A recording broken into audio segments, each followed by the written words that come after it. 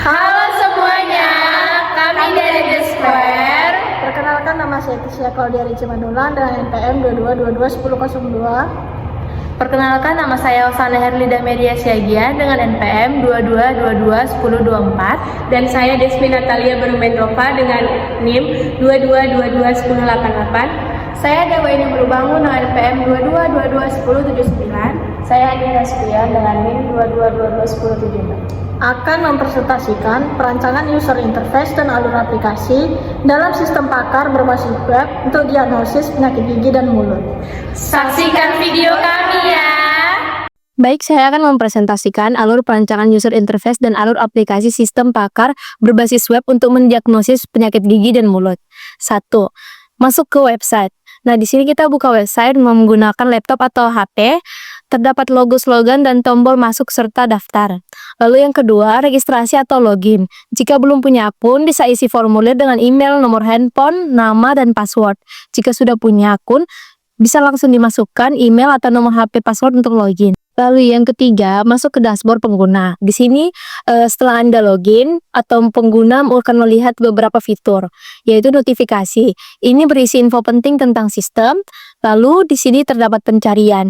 Anda bisa mencari informasi terkait kesehatan gigi.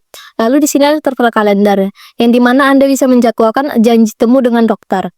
Nah, di sini terdapat daftar dokter. Anda bisa melihat rekomendasi dokter gigi terdekat dan yang berkompeten.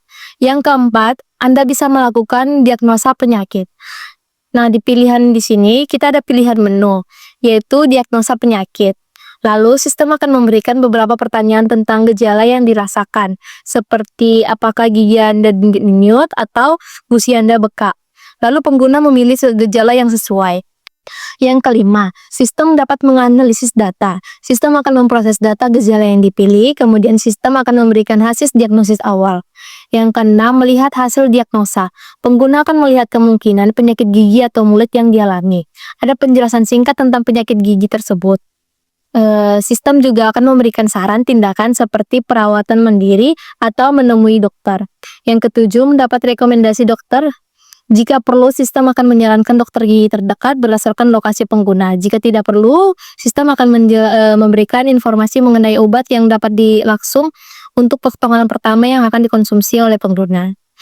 Komponen dalam user interface atau UI ini, yang pertama berisi halaman utama yang isinya ada logo, slogan, tombol masuk, dan daftar. Lalu ada halaman registrasi atau login yang berisi formulir pendaftaran dan login. Lalu selanjutnya berisi dashboard pengguna. Di situ tertera menu utama, yaitu notifikasi, pencarian, pada kalender, dan dokter. Lalu selanjutnya halaman diagnosa, yang berisi pertanyaan seputar gejala penyakit gigi. Lalu yang terakhir navigasi, yang berisi menu untuk berpindah halaman, melihat riwayat diagnosa, dan mengatur profil. Untuk selanjutnya akan dijelaskan oleh teman saya. Selanjutnya, saya akan menjelaskan mengenai diagram aktivitas admin atau sistem. Apa yang dilakukan admin dalam sistem ini? Yaitu 1.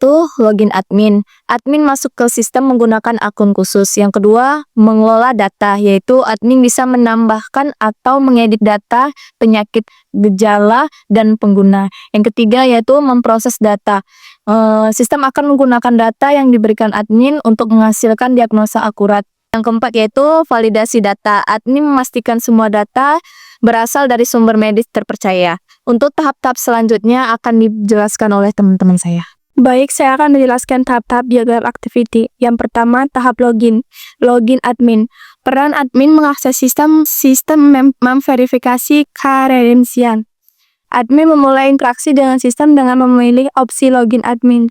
Sistem memproses dengan menampilkan halaman login di mana admin diminta untuk memasukkan username dan password.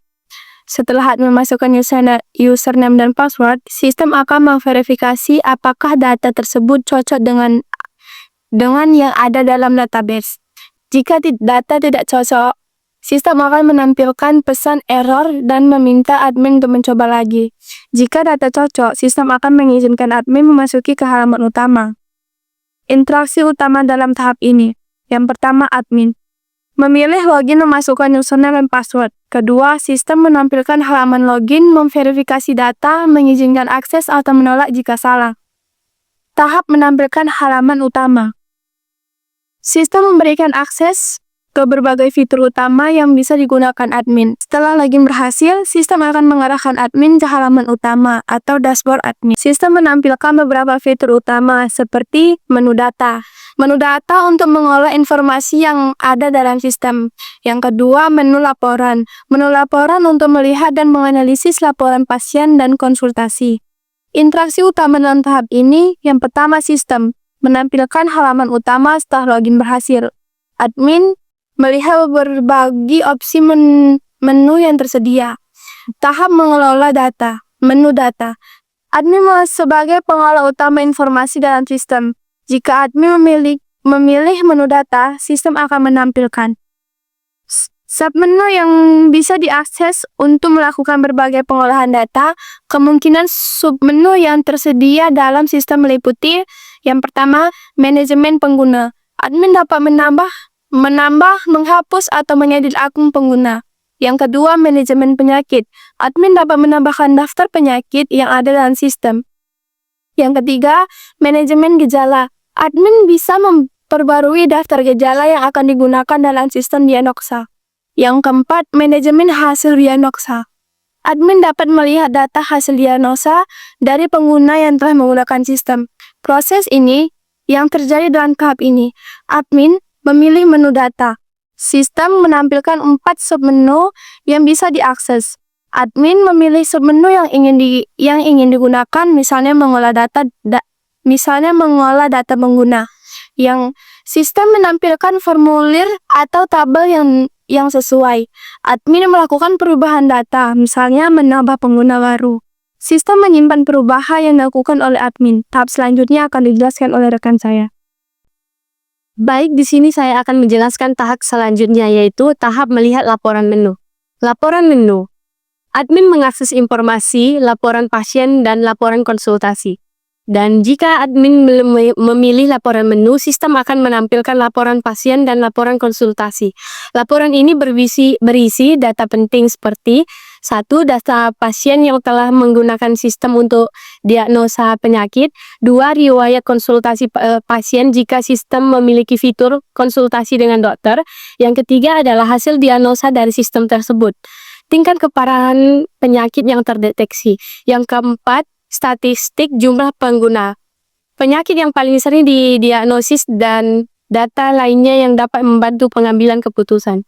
Proses yang terjadi dalam tahap ini adalah, yang pertama, admin memilih menu laporan. Yang kedua, sistem menampilkan daftar laporan yang tersedia.